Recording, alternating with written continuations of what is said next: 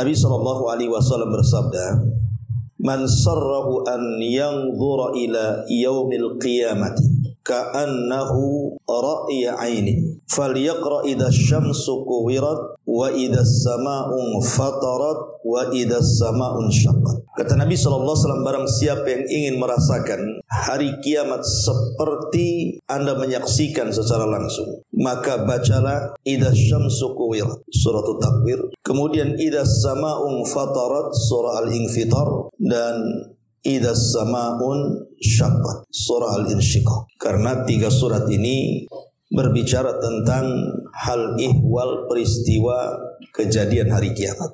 Di dalam hadis Mu'adz bin Jabal radhiyallahu anhu, satu hari Nabi sallallahu alaihi wasallam salat Isya bersama para sahabatnya, termasuk juga Mu'adz menjadi makmumnya di situ. Selesai salat Isya, maka Mu'adz pun pulang kepada kaumnya. Kemudian oleh kaumnya diminta agar Mu'adz menjadi imam bagi mereka. Padahal Mu'adz sudah salat dan tidak mengapa. Berarti salat pertama dengan Rasul itu salat wajib, kemudian salat kedua bersama kaumnya dianggap sedekah atau sunnah. Jadi Mu'adz salat Isya 2 kali. Pertama jadi makmum, kedua jadi imam di tengah-tengah kaumnya.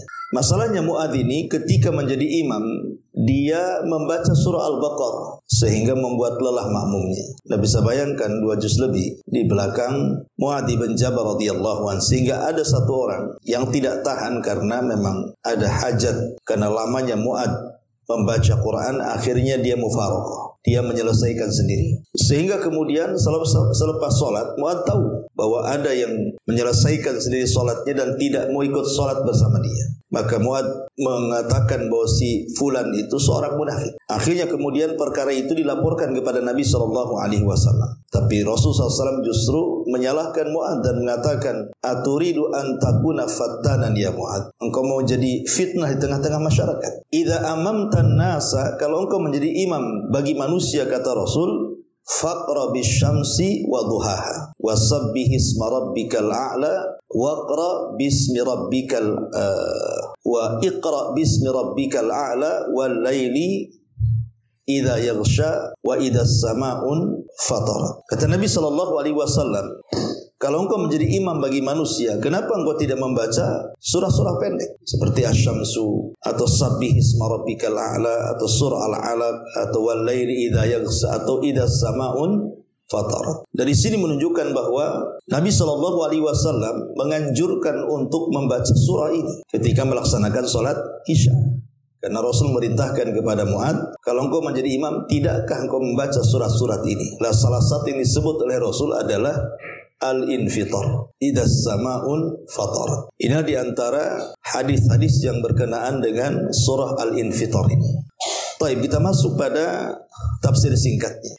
Di sini Allah Subhanahu wa taala mengatakan idza as-sama'un fatarat wa idzal kawakibun tatharat wa idzal biharu fujirat wa idzal quburu bu'thirat alimat nafsun ma qaddamat wa akharat.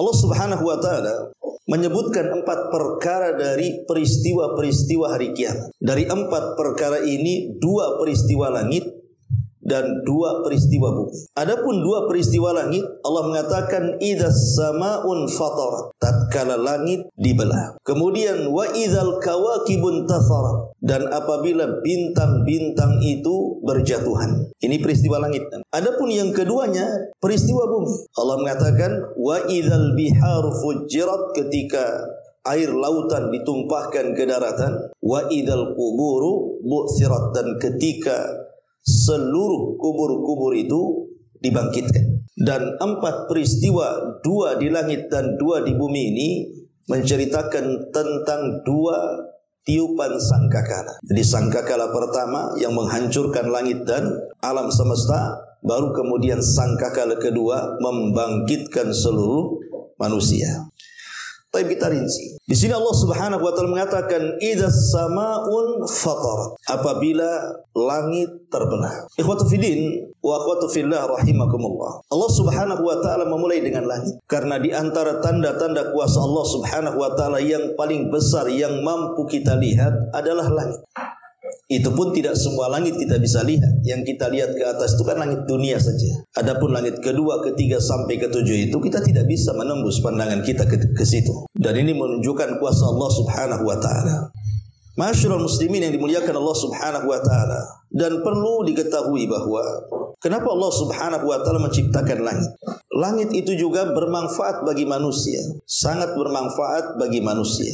Karena Allah Subhanahu wa taala tidak pernah menciptakan sebuah makhluk itu sia-sia. Pasti dalam ciptaan Allah itu ada hikmah, diketahui atau tidak oleh manusia. Seperti Allah mengatakan, "Wa ma khalaqnas samaa'a wal arda wa ma bainahuma batila." Dan tidaklah kami ciptakan langit dan bumi ini dan di antara keduanya sia-sia. Maknanya bahwa Allah menciptakan langit dan bumi itu ada manfaatnya bagi manusia.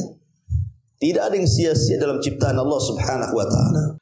Dalam ayat yang lain Allah Subhanahu wa taala mengatakan, "Huwallazi khalaqa lakum ma fil ardi jami'an tsumma istawa ila as-sama'i fasawwahunna sab'a samawati wa huwa bikulli syai'in alim." Dialah yang menciptakan bagi kalian, bagi kita, apa yang ada di bumi seluruhnya. Kemudian Allah beristiwa ke langit, maka Allah Subhanahu wa taala sempurnakan ciptaan langit menjadi 7 lapis, dan Dia atas segala sesuatu Maha mengetahui. Dari langit inilah turun hujan.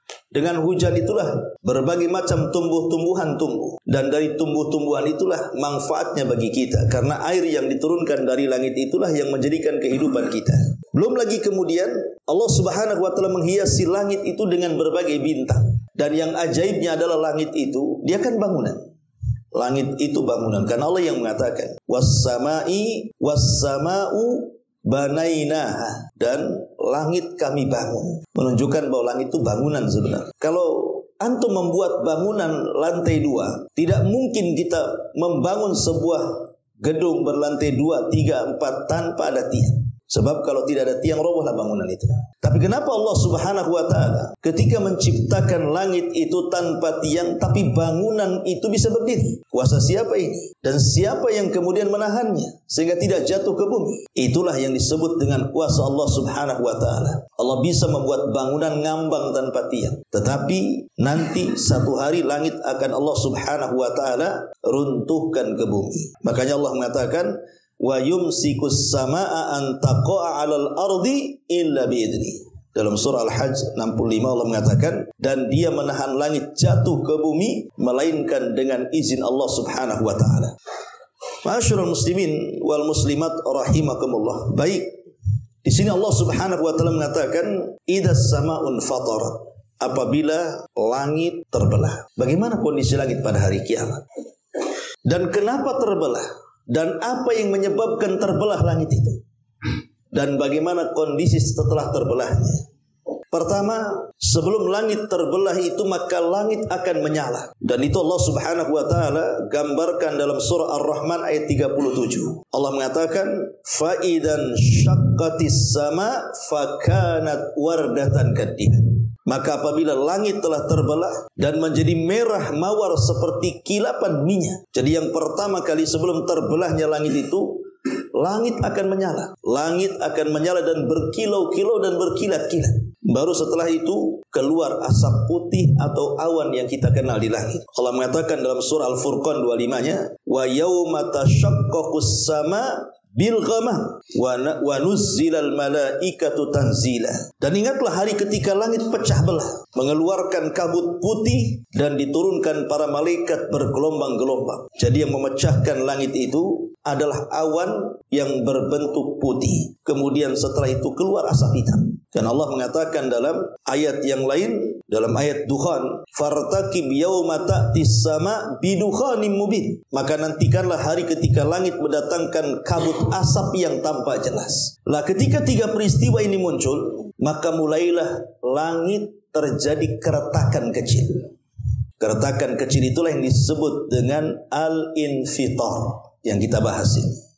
Idzas samaa'un fatarat. Dan apabila langit terbelah, retak tetapi tidak sempurna, retaknya masih kecil.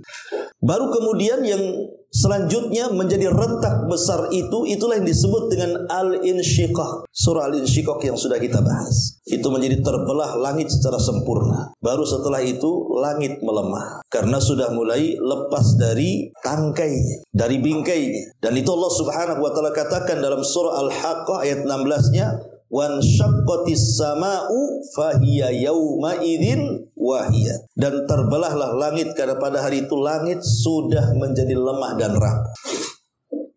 Lalu apa yang terjadi? Maka Allah Subhanahu wa taala akan menggulung langit dengan tangannya. Dan itu disebutkan di dalam surah At-Takwir.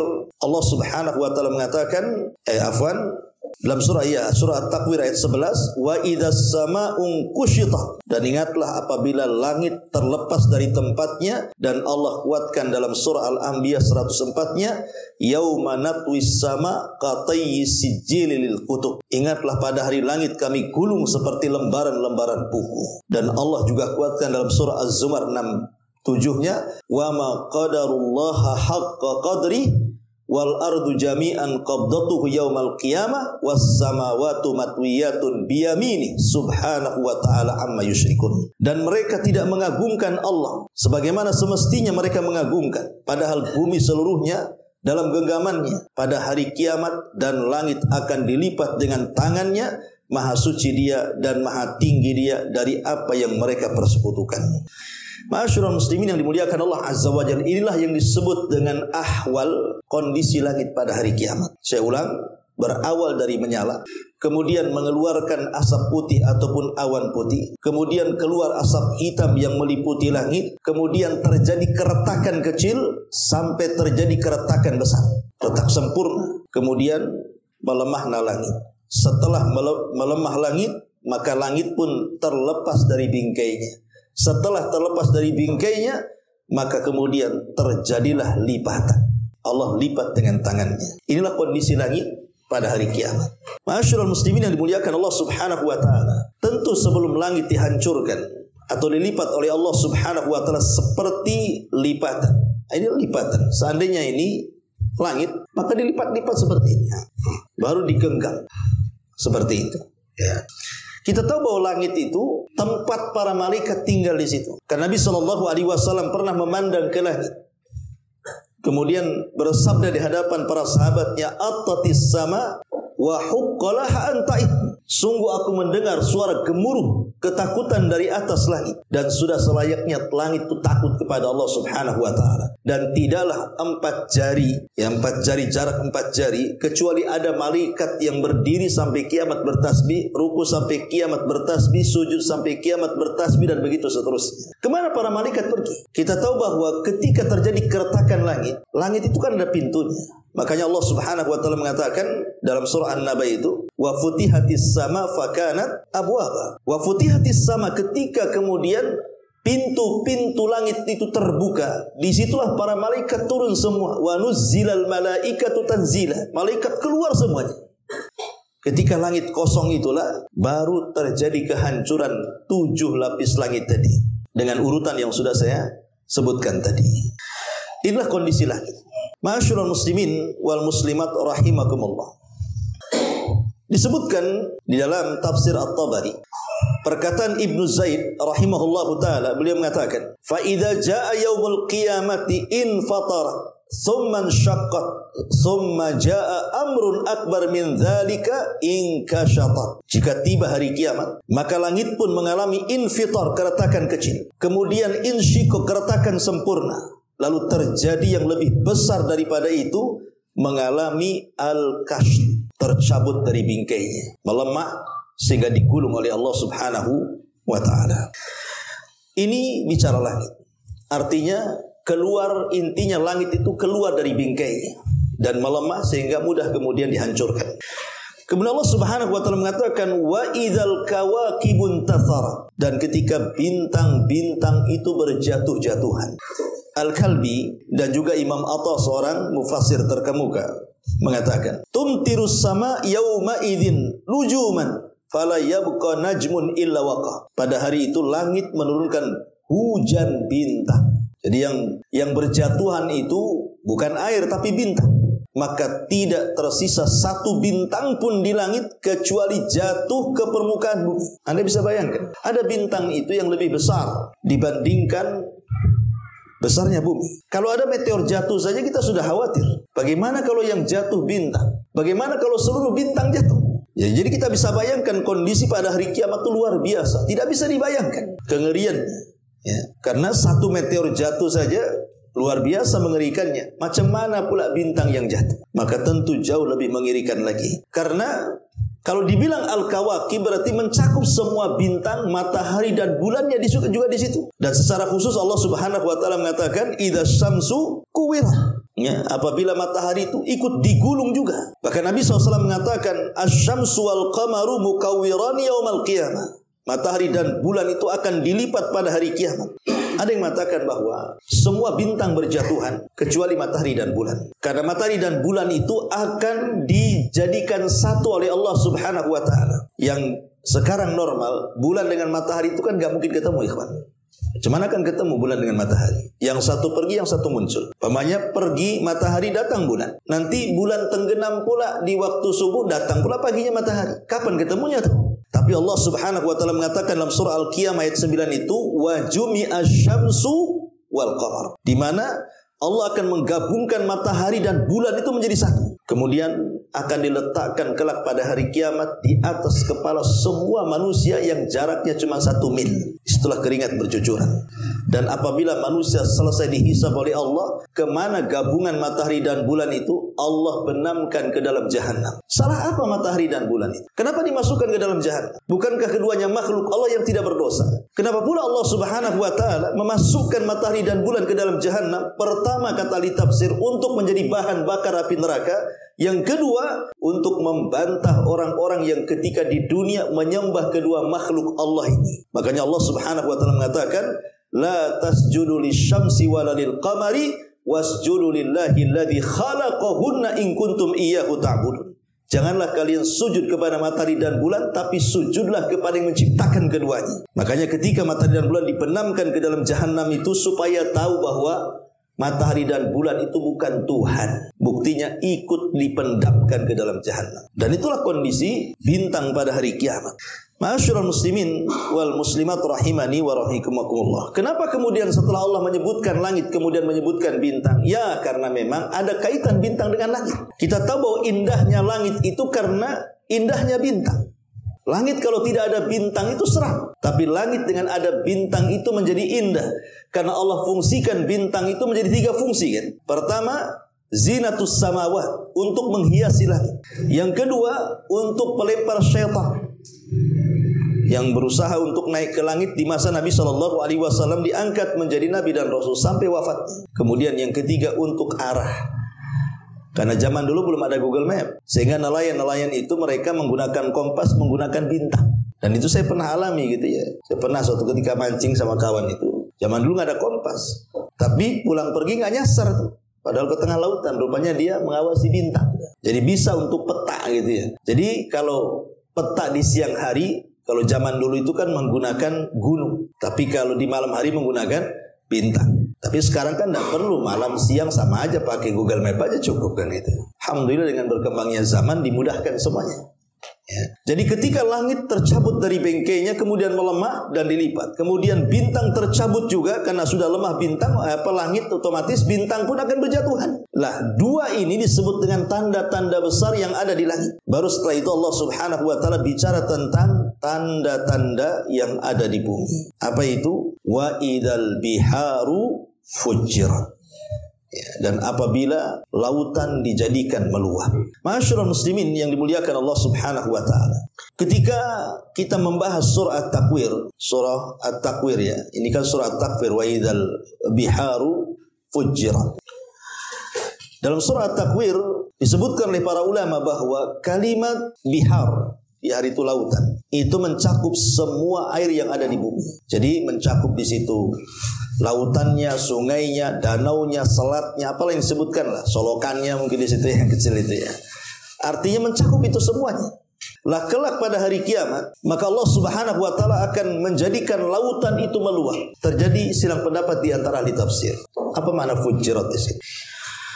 Ada yang mengatakan bahwa fujirat itu artinya seluruh air lautan itu akan disatukan dengan seluruh air yang ada di daratan. Artinya air asin dengan air tawar itu akan jadi satu. Karena sekarang saja kita lihat luas lautan dengan daratan itu kan masih luas lautan. Satu dunia ini kalau kita lihat di peta, lautan itu kan lebih luas dibandingkan daratan. Bahkan ada daratan itu di bawah lautan. Jadi masih tinggi lautan dengan darat kan itu ya. Jadi tidak mustahil bagi Allah Subhanahu wa taala kemudian meluapkan air lautan ke daratan sehingga bertemulah air tawar dan air asin. Ini satu penafsiran. Penafsiran yang kedua bahwa fujirat itu artinya lautan itu akan dinyalakan. Kita tahu bahwa sekarang gas yang ada di lautan yang dikenal dengan hidrogen atau oksigen itu kan menjadi satu kan. Nanti mungkin Allah pisahkan pada hari kiamat. Tapi dulu ada sebuah athar ketika seorang Yahudi ditanya, di mana letak neraka, di mana letak api di bumi ini? Karena seorang Yahudi membaca kitab, maka Yahudi mengatakan tahtal bahri, bahwa api itu ada di bawah lautan. Kita tidak tahu dan belum pernah ada orang yang sampai ke dasar lautan. Walaupun ada peneliti, tapi kan tidak sampai ke dasar lautan. Karena kita tahu dasar lautan gelap kan gitu ya. Tetapi rahasia Allah Subhanahu wa taala, dasar lautan itu rupanya ada api yang kelak pada hari kiamat akan dimunculkan. Ya, lah api itulah yang kemudian disebut fujir. Jadi diluapkan dulu airnya ke daratan, kemudian muncul api, kemudian api inilah yang membuat hilangnya air di permukaan bumi sehingga lautan sudah seperti daratan, tidak ada satu tetes air pun yang ada di bumi. Itulah kondisi lautan pada hari kiamat. Diluapkan, kemudian dijadikan satu dengan air daratan, asin dan tawar, kemudian dinyalakan, kemudian dikeringkan sehingga tidak ada satu tetes air yang tersisa di permukaan bumi. Wa idzal biharu fujirat. Ma'asyiral muslimin yang dimuliakan Allah Azza wa Jalla. Kenapa di sini semua cerita tentang keluar, langit keluar dari kerangkanya, bintang keluar dari porosnya, lautan keluar dari tempatnya. Kenapa cerita keluar di sini? Ya karena kita tahu bahwa konteks juz amma ini menghadapi orang-orang Quraisy Mekah. Dan orang-orang Quraisy Mekah itu umumnya mereka mengingkari hari kebangkitan. Jadi orang-orang kafir Quraisy nggak yakin kalau setelah kematian itu ada kebangkitan. Jadi korelasinya adalah kenapa Allah Subhanahu wa taala membuat percontohan dengan keluarnya langit dari bengkainya, keluar bintang dari porosnya, keluar air dari tempatnya, bahwa manusia juga bisa keluar dari kuburannya. Itu maksudnya. Dan itu tidak mustahil bagi Allah. Makanya setelahnya Allah Subhanahu wa taala katakan wa idzal quburu bu'thirat. Wa idzal quburu bu'thirat. Dan apabila kuburan-kuburan itu dibalik. Ya, dibalik begini maksudnya. Maksudnya dibalik itu artinya dikeluarkan isi dalamannya. Seperti Allah mengatakan idza zulzilatil ardu zilzalaha wa akhrajatil ardu athqalaha. Dan kami keluarkan beban-beban beratnya. Maksud beban berat di sinilah jasad-jasad manusia yang ada dalam kubur. Dan itu semakna dengan firman Allah Subhanahu wa taala wa alqat ma fiha wa takhallat. Wa alqat, dan kami lemparkan itu isi-isi kuburan itu ke permukaan. Itulah yang dimaksud hari kebangkitan. Wa idzal quburu bu'thirat. Dan apabila kuburan-kuburan itu dibalikan, maksudnya dibangkitkan semua manusia dari sejak zaman Adam sampai yang terakhir mati. Dan ini masuk pada tiupan sangkakala yang kedua.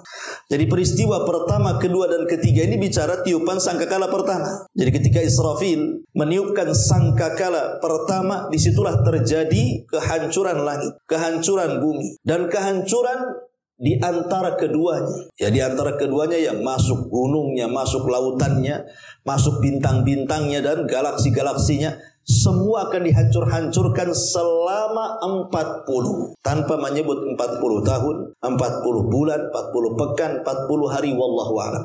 Yang jelas di angka 40. Berdasarkan hadis Abi Hurairah radhiyallahu an, ketika ditanya antara tiupan pertama dengan kedua itu jaraknya berapa wahai Abu Hurairah? Maka Abu Hurairah mengatakan, aku pernah bertanya kepada Rasulullah dan Rasul mengatakan arba'un, 40. Apakah 40 tahun wahai Abu Hurairah? Fa'abaitu, aku enggan menjawabnya. Apakah 40 bulan wahai Abu Hurairah? Fa'abaitu, aku enggan menjawabnya. Apakah 40 pekan? Fa'abaitu, aku enggan menjawabnya. Apakah 40 hari? Fa'abaitu, aku pun enggan menjawabnya. Bisa 40 tahun, bisa 40 bulan, bisa 40 pekan, bisa juga 40 hari kehancuran semesta itu. Dan ketika itu tidak ada manusia yang hidup, tidak ada jin hidup, tidak ada malaikat yang hidup, semua diwafatkan oleh Allah Subhanahu wa taala.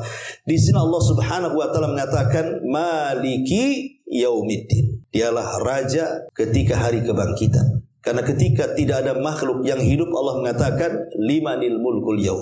Untuk milik siapa kerajaan ini? Tidak ada yang jawab. Maka Allah jawab sendiri, lillahil wahidil qahar. Ini semua adalah milik Zat yang Esa, yang mampu melakukan segalanya. Dialah Allah Subhanahu wa ta'ala. Inilah diantara muqaddimah dari surah Al-Infitar dengan menyebutkan 4 peristiwa besar. 4 peristiwa besar ini 2 peristiwa langit dan 2 peristiwa bumi. Ketika Allah Subhanahu wa taala menyebutkan idza, apabila, idza ini disebut ada waktu syarti, harus ada jawab. Maka untuk apa Allah Subhanahu wa taala menyebutkan 4 peristiwa yang sangat mengerikan ini dan ditutup dengan wa idzal quburu bu'thirat, hari kebangkitan manusia. Ketika manusia dibangkitkan, kita tahu bahwa manusia yang pertama dibangkitkan siapa? Nabi SAW mengatakan, sayalah yang pertama kali dibangkitkan dari kuburan. Walaupun kata Rasul, setelah saya dibangkitkan, saya melihat Nabi Musa sedang duduk, sehingga aku tidak tahu apakah dia dulu ataukah aku, kata Rasul. Tapi kita meyakini bahwa Nabi SAW orang yang pertama kali dibangkitkan. Seperti Ibrahim adalah orang yang pertama kali diberikan pakaian. Baru setelah Nabi SAW dibangkitkan, maka semua makhluk dibangkitkan. Bukan hanya manusia, jinnya, malaikatnya, sampai kepada binatang-binatang pun dibangkitkan. Kalau di zaman dulu mungkin ada dinosaurus pun mungkin dibangkitkan juga kan itu. Untuk apa coba? Binatang-binatang ikut dibangkitkan, harimau, buaya dan yang semacamnya itu. Untuk menjalankan hisab. Karena binatang juga ada hisabnya, ya. Jangan salah, binatang-binatang itu ada hisab. Tapi binatang itu hanya dihisab, tapi tidak dimasukkan ke neraka. Mereka dihisab saja. Sebagaimana Nabi SAW mengatakan dalam sebuah hadis, sampai kepada kambing yang bertanduk dengan kambing yang tidak bertanduk, maka akan dihadapkan di hadapan Allah. Kemudian tanduknya akan dilepas, kemudian diletakkan dia yang tidak punya tanduk. Kemudian Allah katakan, tanduklah dia sebanyak dia menandukmu di dunia. Ketika sudah selesai, maka Allah mengatakan, kuni turaba, jadilah kalian tanah. Lah orang-orang kafir yang melihat itu, mereka mengatakan apa? Ya laitani kuntu turaba. Duhai kiranya aku juga jadi tanah seperti binatang itu. Mungkin mustahil. Manusia tidak hanya akan dihisab, tapi mereka ada azab juga. Kecuali orang-orang yang masuk surga tanpa hisab dan azab. Nah, ketika Allah Subhanahu wa taala menyebutkan 4 peristiwa, untuk apa? Inilah jawab syaratnya. Alimat nafsun ma qaddamat wa akharat. Ini jawabnya di sini. Maka setiap jiwa itu akan mengetahui apa yang telah dikerjakan dan apa yang telah dilalaikannya. Sebenarnya kalimat bahasa Arab itu artinya qaddamat itu apa yang didahulukan, wa akharat dan apa yang diakhirkan. Itu makna bahasa Arab. Jadi jiwa itu akan mengetahui apa yang didahulukan dan apa yang diakhirkan. Apa makna didahulukan dan diakhirkan? Inilah jadi polemik ahli tafsir, ya. Ada yang mengatakan bahwa penafsiran yang pertama, bahwa manusia itu akan melihat seluruh keburukan-keburukan yang pernah dilakukannya. Ditambah dia tidak sekedar melihat dan mengetahui kembali perbuatan dulunya, tapi juga mengetahui balasan yang pantas dia dapatkan kelak pada hari kiamat. Jadi, ma qaddamat, apa yang telah dikerjakannya di dunia, wa ma akharat, dan apa yang akan dibalasnya di akhirat. Jadi qaddamat itu perbuatan dunia, akharat itu balasan akhirat. Jadi apapun yang kita kerjakan di dunia, apakah itu keburukan ataukah itu kebalasan atau apakah itu kebaikan, semua akan Allah Subhanahu wa taala tampakkan di akhirat. Sekarang di dunia, ikhwan, saya antum beramal saleh atau saya dan antum melakukan dosa. Siapa yang tahu di antara kita amalan kita akan diterima atau tidak, dan siapa yang tahu dosa kita diampuni atau tidak? Tidak ada yang tahu, ya kan? Antum sholat, antum tahu sholat antum diterima? Tidak. Bisa diterima, bisa tidak, kan? Karena kita tidak tahu apakah sholat kita diterima atau tidak. Atau antum melakukan maksiat kemudian bertobat, apakah tobat antum diterima atau tidak? Tidak ada yang tahu, ikhwan. Siapa yang tidak tahu? Siapa yang tahu? Tidak ada yang tahu. Sholat kita, puasa kita, hatta di majelis taklim ini diterima tidaknya itu kita tidak tahu sama sekali. Di dunia itu kita tidak tahu. Termasuk juga kita tobat dari dosa, diampuni dan tidaknya, selama kita di dunia kita tidak tahu. Tapi kelak di akhirat kita akan diberitahu. Ini amalan yang diterima, ini amalan yang ditolak. Ini dosa yang diampuni, ini dosa yang tidak diampuni. Dan harus ada balasannya. Itulah ma qaddamat wa akharat. Ya. Ini satu penafsiran.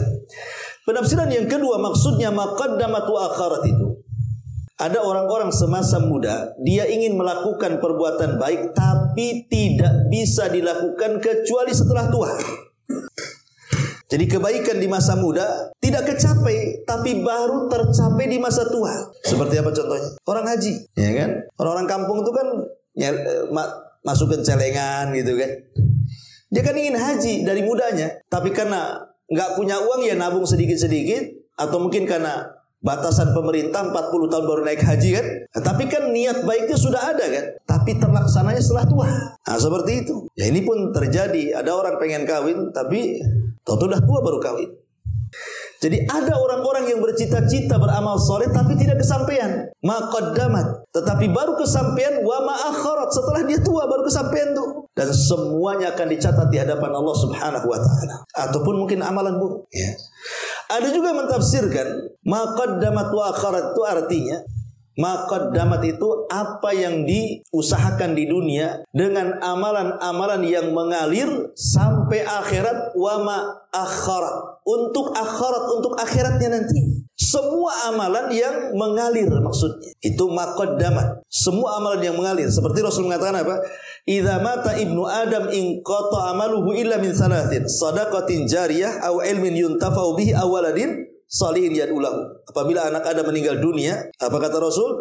Tidak akan dibawa mati semua usahanya kecuali 3 perkara. Pertama, sedekah yang mengalir, ilmu yang bermanfaat, atau anak yang soleh yang mendoakan orang tuanya. Itulah ma qaddamat. Akan mengalir sampai ke akhirat, wa ma akharat. Jadi pahalanya itu akan kelak diambil kelak di akhirat. Maka penafsiran yang ketiga ini maksudnya adalah amalan-amalan yang bersifat wakaf. Baik wakaf secara benda, umpamanya ada pembangunan masjid, saya wakaf tiang, saya wakaf tanah, saya wakaf semen, besi dan yang semacamnya. Ataupun wakaf berupa ilmu, atau mengajarkan ilmu kepada seseorang kemudian diamalkan. Kemudian orang ini mengajarkan kepada orang lain kemudian diamalkan. Orang lain ini mengajarkan lagi kemudian diamalkan, dan seperti itu sampai artinya menjadi multi level pahala. Itu namanya ma qaddamat, ya. Dan itu banyak disebutkan. Contoh dalam hadis Nabi SAW.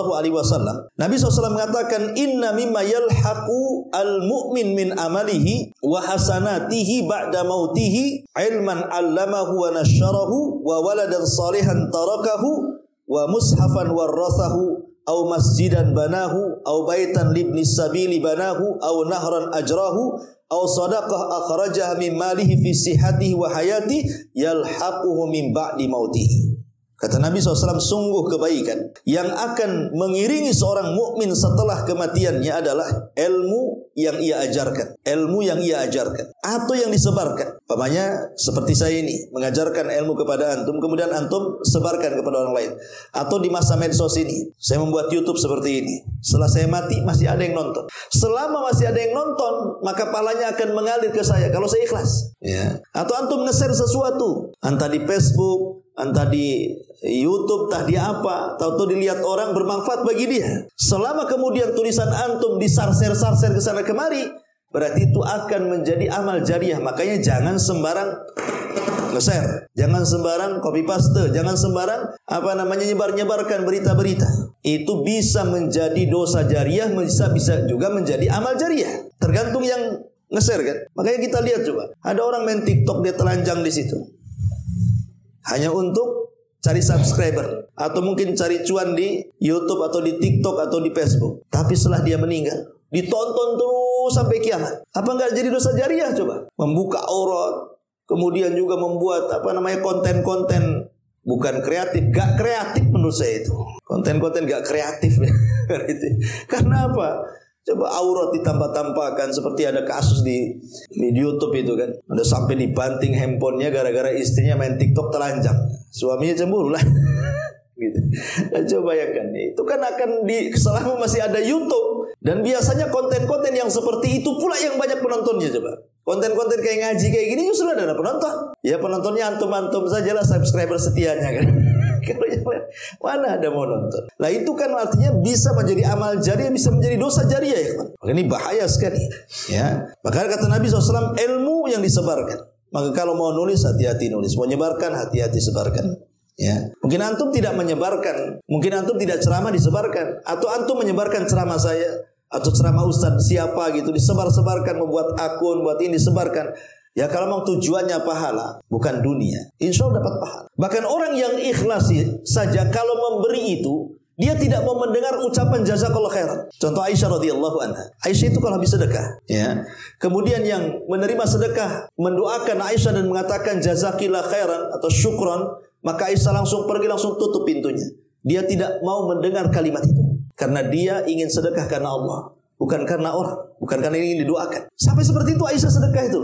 Kalau sedekah langsung ditutup pintunya. Dia tidak mau dengar doa dari orang yang diberinya. Kalau kita kan terbalik, dikasih nggak doakan. Aduh, ya setelah saya kasih doakan. Kalau banyak kurang panjang doanya. Kan gitu kan. Nah, ini kan kita gitu kan. Tapi lihat Ummul Mukminin Aisyah radhiyallahu keikhlasannya luar biasa. Sampai tidak mau mendengar ucapan syukran zakallah, tidak ada, nggak mau dia. Karena dia betul-betul Allah yang menilai dia, bukan manusia yang menilainya. Itulah menjaga keikhlasan. Intinya bahwa ilmu yang disebarkan. Kemudian kata Nabi SAW, atau anak soleh yang ditinggalkan, atau Al-Quran yang diwakafkan, atau masjid yang dibangun, atau rumah yang ia bangun untuk para musafir, atau sungai yang ia alirkan, atau sedekah yang ia keluarkan dari harta miliknya di masa sehat dan masa hidupnya, semua akan mengiringi setelah kematian. Ini disebut maqaddamat untuk wa ma'akharat kelak di akhirat. Ya, inilah diantara tafsir singkat. Ya, sampai di sini dulu karena masih panjang ayat ke-6 dan seterusnya. Insyaallah kita lanjutkan minggu depan.